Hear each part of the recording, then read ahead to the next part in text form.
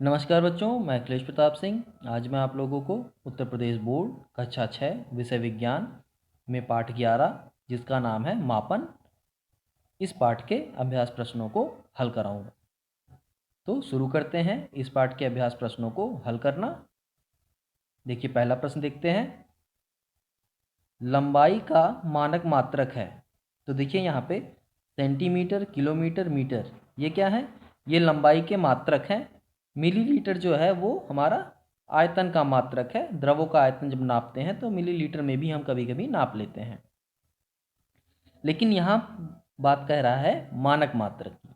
तो मानक मात्रक हमारा होगा मीटर। लंबाई मापने का जो मानक मात्रक होता है वो होता है हमारा मीटर। ठीक है, तो ये सही हो गया उत्तर यहाँ पे। अगला देखते हैं। किसी वस्तु के तल के क्षेत्रफल का मात्रक। तो क्षेत्रफल मतलब लंबाई गुणे चौड़ाई। लंबाई गुणे चौड़ाई जहाँ भी होगा उसको हम क्षेत्रफल कहते हैं। तो क्षेत्रफल को हम इंग्लिश में एरिया भी कहते हैं। तो यहाँ पे एरिया को हम नापते हैं वर्ग मीटर में। वर्ग मीटर इसका मानक मात्रक होता है क्षेत्रफल का। अगला देखते हैं। द्रव्यमान का मानक मात्रक किलोग्राम होता है। द्रव्यमान का मानक मात्रक किलोग्राम होता है। हालांकि ग्राम, किलोग्राम, कुंटल और टन, हम द्रव्यमान को इन सभी इकाइयों से नापते हैं, लेकिन अगर मानक मात्रक पूछा जा रहा है तो यहाँ पे उत्तर होगा हमारा किलोग्राम। अगला देखिए। द्रवों का आयतन मापते हैं। द्रव का आयतन मापते हैं किसमें? लीटर में। द्रव का आयतन हम मापते हैं लीटर में। आगे देखते हैं प्रश्न नंबर 2। प्रश्न नंबर 2 में हमको सही गलत का निशान लगाना है। देखिए, पहला पढ़ते हैं। पहला प्रश्न सही गलत में। ताप का मानक मात्रक डिग्री सेल्सियस होता है। गलत। ताप का मानक मात्रक क्या होता है? केल्विन। किसी द्रव का आयतन पटरी की सहायता से माप सकते हैं। तो द्रव का आयतन हम पटरी की सहायता से नहीं माप सकते। विराम घड़ी का प्रयोग विद्यालयों में समय देखने के लिए किया जाता है। गलत। विराम घड़ी का उपयोग हम खेलकूद और प्रयोगशाला में करते हैं। आयतन का एसआई मात्रक घन मीटर या मीटर क्यूब होता है। एकदम सही है। आयतन का मानक मात्रक घन मीटर होता है। अब आगे देखते हैं अगला प्रश्न। इसमें रिक्त स्थानों की पूर्ति करनी है। देखिए, यहाँ पे सारे विकल्प दिए हैं, इसी में से देख के छांट के हमको रिक्त स्थान में भरना है। ठोस का आयतन में व्यक्त किया जाता है। तो ठोस का आयतन घन मीटर में व्यक्त किया जाता है। समय का मानक मात्रक सेकंड होता है। थर्मामीटर द्वारा ताप मापते हैं। द्रवों का आयतन लीटर में व्यक्त किया जाता है। 1 किलोमीटर में 1000 मीटर होता है। ये हो गया रिक्त स्थान आपका। अब आते हैं प्रश्न नंबर 4। इसमें हमको सही मिलान करना है। स्तंभ का और स्तंभ खा के मध्य में सही मिलान करना है। जिसका संबंध जिससे है उससे उसको मिला देना है। देखिए, आयतन आयतन होता है, आयतन हम नापते हैं घन मीटर में। ठीक है। द्रव्यमान हम मापते हैं कुंटल में भी मापते हैं हम। समय को हम घंटे में भी मापते हैं। लंबाई मीटर में नापते हैं। और ताप हम नापते हैं डॉक्टरी थर्मामीटर। देखिए, बुक में आपके यहाँ पे किलोमीटर लिखा होगा तो वो मिसप्रिंट हो गया होगा। यहाँ पे आप घन मीटर लिखेंगे। आयतन हम घन मीटर में मापते हैं और लंबाई को हम, अगर यहाँ देखिए मीटर और किलोमीटर दो चीज़ दी थी बुक में आपके, यहाँ पे मीटर लिखा है और यहाँ पे किलोमीटर लिखा है इस जगह पे। तो अब यहाँ लंबाई तो दो से मिला नहीं सकते, मिलेगा किसी एक ही चीज़ से मिलाना पड़ेगा हमको। तो लंबाई का मानक मात्रक मीटर होता है, तो लंबाई को मीटर से मिलाएंगे। और जो आयतन आपका बच रहा था, आयतन को हम मिलाएंगे घन मीटर से। उस किलोमीटर को हम बदल देंगे घन मीटर लिख देंगे। ठीक है, यहाँ पे जो किलोमीटर लिखा था यहाँ इसको हम कर देंगे घन मीटर। तो आयतन का मात्रक हो जाएगा घन मीटर। चलिए अगला प्रश्न देखते हैं। किसी वस्तु में उपस्थित द्रव्य की मात्रा को कहते हैं। इसका उत्तर देखिए, किसी वस्तु में उपस्थित द्रव्य की मात्रा को आयतन कहते हैं। ठीक है। अगला प्रश्न देखते हैं, ठोस तथा द्रव का आयतन मापने के लिए कौन से मात्रक प्रयुक्त होते हैं? तो इसका उत्तर देखते हैं, ठोस तथा द्रव का आयतन मापने के लिए घन मीटर और लीटर मात्रक प्रयुक्त होते हैं। यहाँ पे देखिए, ठोस के लिए हम इस्तेमाल करते हैं घन मीटर का और द्रव के लिए इस्तेमाल करते हैं हम लीटर का। ठीक है, चलिए 6, प्रश्न नंबर 6, समय मापन में विराम घड़ी का उपयोग कब किया जाता है?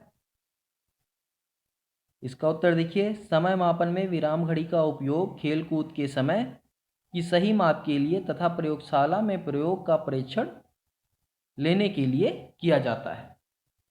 अगला प्रश्न देखते हैं, देखिए, किसी ईंट का आयतन ज्ञात करने के लिए कौन सी 3 माप ली जाती है? इसका उत्तर देखिए, किसी ईंट का आयतन ज्ञात करने के लिए लंबाई, चौड़ाई तथा ऊंचाई की माप ली जाती है। ये जब तीनों माप हमको पता चलेगा और इन तीनों का हम जब गुणा कर देंगे, यानी लंबाई गुणे चौड़ाई गुणे ऊंचाई कर देंगे, तो हमको ईंट का आयतन या वॉल्यूम, आयतन को इंग्लिश में वॉल्यूम कहते हैं, हमको पता चल जाएगा। प्रश्न नंबर 7 देखते हैं, स्वस्थ मानव के शरीर का सामान्य ताप क्या होता है? इसका उत्तर देखिए, स्वस्थ मानव के शरीर का सामान्य ताप 37 डिग्री सेल्सियस या 98.6 फ़ारेनहाइट होता है। 37 डिग्री सेल्सियस को हम ऐसे भी लिखते हैं, 37 डिग्री सेल्सियस और 98.6 फ़ारेनहाइट, इसको ऐसे भी लिखा जाता है। ठीक है, अगला प्रश्न देखते हैं, 1 घन सेंटीमीटर और 1 मिलीलीटर में क्या समानता तथा असमानता है? 1 घन सेंटीमीटर और 1 मिलीलीटर, ठीक है, मिलीमीटर नहीं है, मिलीलीटर है, ध्यान से पढ़िएगा सवाल। इसका उत्तर देखते हैं, देखिए असमानता क्या है, इसका असमानता देखिए पहले, 1 घन सेंटीमीटर को हम लिखते हैं इस तरह से, 1 सेंटीमीटर क्यूब क्या होता है, लंबाई गुणे चौड़ाई गुणे ऊंचाई। ठीक है, इसका इस्तेमाल हम करते हैं ठोस का आयतन मापने के लिए। ठीक है, 1 मिलीलीटर को हम लिखते हैं 1 ml। ठीक है, इसका इस्तेमाल करते हैं द्रव का आयतन मापने के लिए।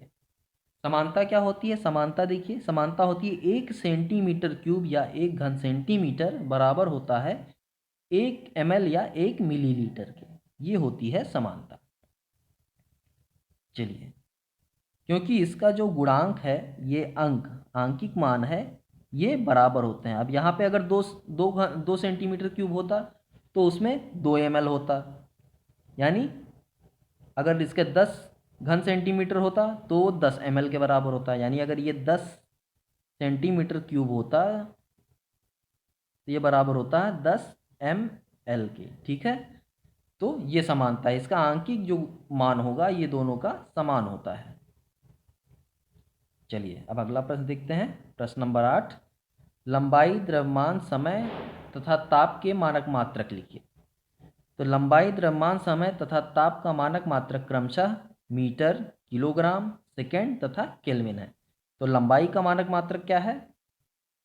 लंबाई का है मीटर, द्रव्यमान का है किलोग्राम, समय का सेकेंड और ताप का केल्विन। ठीक है, ये मानक मात्रक है। प्रश्न नंबर 9 देखेंगे, एक कमरे की लंबाई, चौड़ाई, ऊंचाई क्रमशः 8 मीटर, 6 मीटर तथा 2 मीटर है। इसका आयतन घन मीटर तथा घन सेंटीमीटर में ज्ञात कीजिए। यानी हमको उत्तर किस में लाना है? मीटर क्यूब में लाना है और सेंटीमीटर क्यूब में, हमको ये पता करना है। चलिए उत्तर देखते हैं इसका। मान लीजिए ये एक कमरा है जिसकी लंबाई 8 मीटर, चौड़ाई 6 मीटर और ऊंचाई 2 मीटर दी है। अब इसका आयतन यानी वॉल्यूम निकालेंगे जब, तो वॉल्यूम का फार्मूला क्या होता है आयतन का? आयतन का फार्मूला होता है लंबाई गुणे चौड़ाई गुणे ऊंचाई। लंबाई 8 मीटर है, चौड़ाई 6 मीटर है, ऊंचाई 2 मीटर है।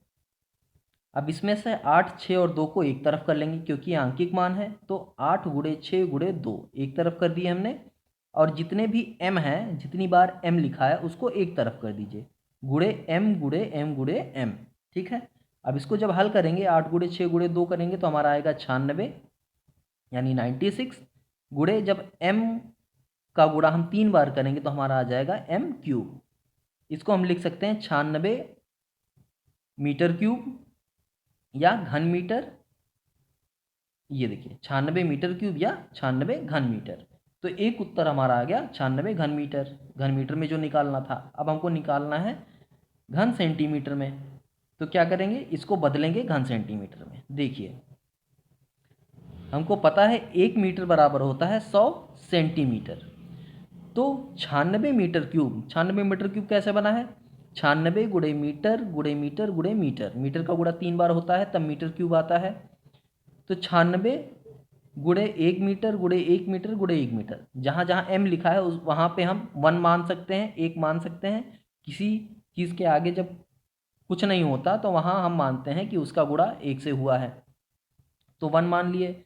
अब हमको पता है 1 मीटर बराबर 100 सेंटीमीटर होता है, तो 96 गुणे 100 सेंटीमीटर, 1 मीटर बराबर 100 सेंटीमीटर हुआ, फिर इसका 1 मीटर बराबर 100 सेंटीमीटर हुआ, और यहाँ पे 1 मीटर बराबर 100 सेंटीमीटर। अब इसका सब गुणा करेंगे जब हम, तो 96 गुणे 100 गुणे 100 गुणे 100, और फिर जितनी बार सेंटीमीटर आया है उतना बार सेंटीमीटर लिख देंगे। तो 1 सेंटीमीटर, 2 और 3, 3 बार सेंटीमीटर आया है, 3 बार सेंटीमीटर लिख दिया हमने।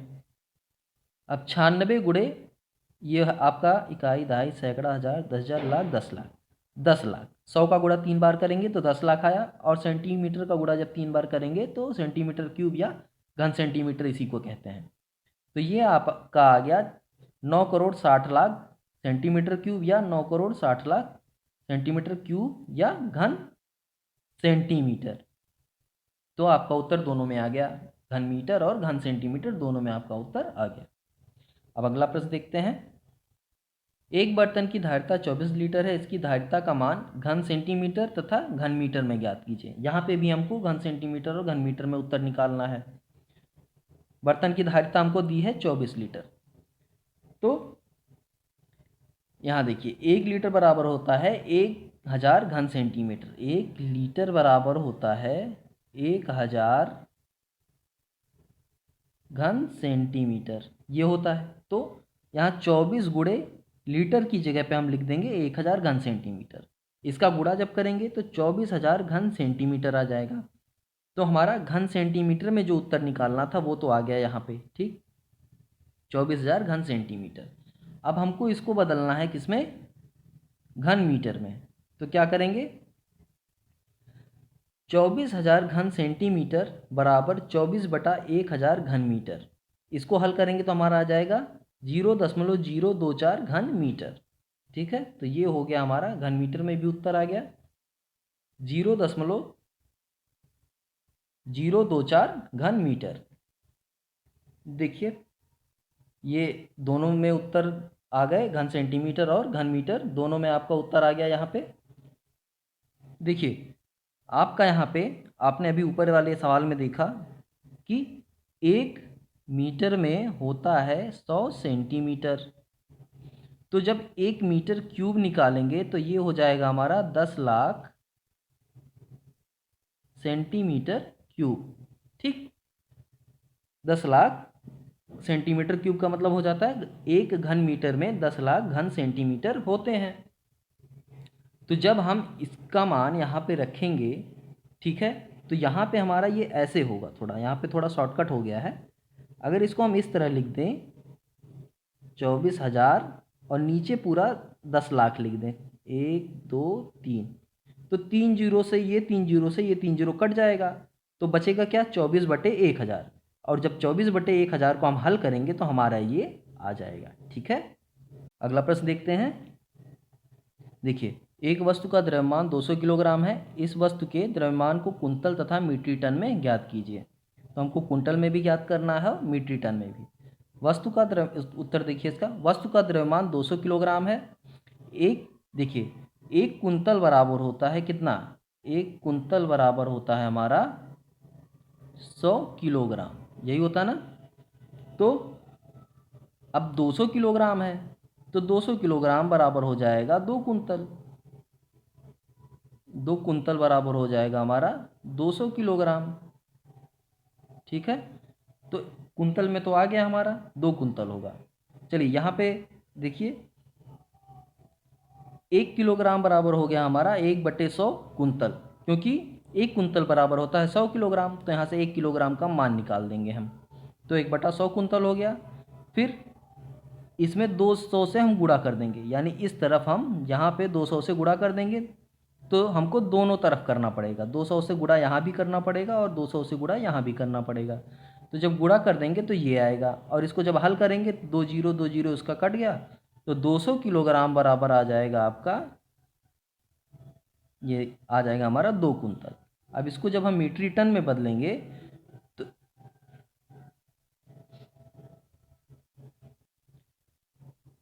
1 किलोग्राम, देखिए यहाँ पे 1 किलोग्राम बराबर होता है 1/1000 मीट्रिक टन। अब देखिए इसका आप जान लीजिए, 1 टन बराबर होता है, टन को ही मीट्रिक टन कहते हैं, ये आप जान लीजिएगा। 1 टन बराबर होता है, 1 मीट्रिक टन को ही टन कहते हैं, 10 कुंतल। ठीक है, 10 कुंतल होता है।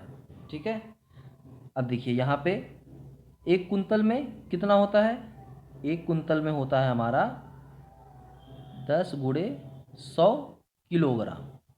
तो जब इसको हल करेंगे तो हमारा आ जाएगा 1000 किलोग्राम। 1 टन में हो गया हमारा 1000 किलोग्राम। तो जब 1 मीट्रिक टन बराबर हमारा 1000 किलोग्राम होता है, तो 1 किलोग्राम बराबर होगा 1/1000 मीट्रिक टन। तो अब देखिए, टन को ही मीट्रिक टन कहते हैं। ठीक है, मीट्रिक टन और टन एक ही चीज़ है। अब 200 से दोनों तरफ गुणा कर दीजिए, 200 से इधर भी गुणा कर देंगे, 200 से यहाँ भी गुणा कर देंगे। उसके बाद जब इसको हल करेंगे तो 2 जीरो इसका कट गया, 2 जीरो इसका कट गया, और जब 10 से 2 को भाग करेंगे तो ये हमारा आ जाएगा 0.2 मीट्रिक टन, या 0.2 मीट्रिक टन। तो मीट्रिक टन में भी आपका उत्तर आ गया और कुंतल में भी आ गया। अब अगला प्रश्न देखिए, एक वस्तु की मात्रा 1/2 किलोग्राम है, इसे मिलीग्राम, ग्राम तथा हेक्टोग्राम में बदलिए। तो 1/2 किलोग्राम है एक वस्तु की मात्रा, उसको मिलीग्राम में बदलना है, ग्राम में बदलना है और हेक्टोग्राम में बदलना है। चलिए इसका उत्तर देखते हैं। वस्तु की मात्रा 1/2 किलोग्राम, 1 किलोग्राम बराबर होता है 1000 ग्राम। तो 1 ग्राम का मान यहाँ से निकाल देंगे, 1 ग्राम बराबर होता है हमारा, देखिए मिलीग्राम में भी मान यहाँ लिख लेते हैं। 1 ग्राम बराबर होता है 1000 मिलीग्राम, 1 किलोग्राम बराबर होता है 1000 ग्राम, और 1 ग्राम बराबर होता है 1000 मिलीग्राम। तो अब किलोग्राम को जब मिलीग्राम में बदलेंगे तो क्या करेंगे, ये जो ग्राम है, ग्राम की जगह पे 1000 मिलीग्राम लिख देंगे। तो ये हमारा हल होके आएगा 10⁶ मिलीग्राम, यानी 10⁶ मिलीग्राम हल होके पूरा आ जाएगा, यानी 1 किलोग्राम बराबर हो जाएगा 10⁶ मिलीग्राम। अब 1 किलोग्राम बराबर 10 हेक्टोग्राम होता है, आधा किलोग्राम बराबर 5 हेक्टोग्राम हो गया तब। ठीक है, क्योंकि यहाँ आधा किलोग्राम है, 1 किलोग्राम बराबर जब 10 हेक्टोग्राम है तो यहाँ पे 2 से भाग कर देंगे। देखिए इस जगह पे जब 1 किलोग्राम बराबर 10 हेक्टोग्राम है तो 2 से हमने भाग कर दिया दोनों तरफ। तो जब दोनों तरफ भाग करेंगे, तो जब 10 को 2 से भाग करेंगे तो ये बराबर आ जाएगा 5 के, तो वही 5 हेक्टोग्राम यहाँ पे आ गया हमारा। फिर आधा किलोग्राम, जब इसको 1 किलोग्राम बराबर 1000 ग्राम होता है, तो यहाँ पे 2 से भाग किए तो इस तरफ भी 2 से भाग करेंगे। तो जब 2 से भाग करेंगे 1000 को तो हमारा आएगा 500 ग्राम। ठीक है, फिर 1 किलोग्राम बराबर 1000 ग्राम होता है, तो जब 2 से इधर भाग करेंगे तो ये हमारा 500 ग्राम हो गया। 500 ग्राम का मतलब यहाँ पे 5 गुणे 10⁵ मिलीग्राम आ जाएगा हमारा। ठीक है, यहाँ पे 5 गुणे 10⁵ मिलीग्राम आ गया आपका। तो ये हो गया आपका उत्तर। अब अगला प्रश्न देखते हैं, प्रश्न नंबर 13। देखिए, किसी खेत की लंबाई 400 मीटर तथा चौड़ाई 600 मीटर है, खेत का क्षेत्रफल एयर तथा हेक्टेयर में ज्ञात कीजिए। तो क्षेत्रफल क्या होता है, लंबाई गुणे चौड़ाई को ही हम क्षेत्रफल कहते हैं। इकाई इसकी वर्ग मीटर होती है, जो मानक मात्रक होता है वो वर्ग मीटर होता है। लेकिन और भी कई इकाइयां हैं क्षेत्रफल की, जिनमें से एक है एयर और एक है हेक्टेयर। तो इसमें हमको इसका उत्तर लाना है। चलिए इसका उत्तर हल करते हैं। देखिए लंबाई 400 मीटर दी है, चौड़ाई 600 मीटर दिया है। क्षेत्रफल बराबर होता है लंबाई गुणे चौड़ाई। तो लंबाई 400 मीटर गुणे 600 मीटर और मीटर स्क्वायर आएगा। जब इसको हल करेंगे तो हमारा आएगा इकाई, दहाई, सैकड़ा, हज़ार, 10,000, लाख। 2,40,000 वर्ग मीटर, या मीटर स्क्वायर कहेंगे या वर्ग मीटर कहेंगे। एक एयर बराबर होता है 100 वर्ग मीटर के। तो 1 वर्ग मीटर बराबर हो जाएगा 1/100 एयर। अब इसको जब हल करेंगे 2,40,000 वर्ग मीटर, तो 2,40,000 वर्ग मीटर में जो मीटर होगा उसकी जगह पे हम लिख देंगे 1/100 एयर। तो इसको जब हल करेंगे तो 2 जीरो इसका कट जाएगा, 2 जीरो इसका कट जाएगा, जो बचेगा वही हमारा आ गया उत्तर, 2,400 एयर। फिर आगे क्या करेंगे, आगे देखिए 1 हेक्टेयर बराबर देखेंगे। 1 हेक्टेयर बराबर जब 1 हेक्टेयर बराबर 10,000 वर्ग मीटर। 1 हेक्टेयर बराबर होता है 10,000 वर्ग मीटर। तो 2,40,000 वर्ग मीटर को जब हेक्टेयर में बदलेंगे तो 10,000 से हम इसको भाग कर देंगे। क्या होगा, यहाँ पे जो मीटर इस वर्ग मीटर है, वर्ग मीटर की जगह पे हम लिख देंगे क्या, देखिए हेक्टेयर की जगह पे, क्योंकि 1 हेक्टेयर तो में हमको बदलना ही बदलना है। 1 हेक्टेयर बराबर होता है 10,000 मीटर, सॉरी वर्ग मीटर।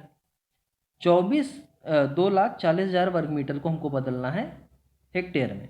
तो 2,40,000 को हम गुणा कर देंगे 1/10,000 हेक्टेयर से। तो यहाँ पे आपको देखिए 2,40,000 बटे 10,000 लिखा है। अब यहाँ से 4 जीरो कटेगा, फिर यहाँ से 4 जीरो कटेगा, ठीक है। तो कटने के बाद बचेगा हमारा क्या, सिर्फ 24। तो 24 हेक्टेयर हो जाएगा हमारा उत्तर। 2,40,000 वर्ग मीटर बराबर होता है 24 हेक्टेयर। तो ये भी प्रश्न आपका हल हो गया। अब इस पार्ट के सारे न्यूमेरिकल, सारे जो जितने भी प्रश्न थे सारे इसमें हल हो चुके हैं। सारे अभ्यास प्रश्न आप लोग अपने नोटबुक में लिखेंगे, अपनी कॉपी में आराम से हल करेंगे, सबका उत्तर लिखेंगे, और इन अभ्यास प्रश्नों को आप खुद से हल करने की कोशिश ज़रूर करिएगा, ठीक है। तो ये प्रश्न उत्तर सभी हल हो चुके हैं, ये पाठ आपका समाप्त हो गया है। अब अगला पाठ अगली वीडियो में, तब तक के लिए धन्यवाद।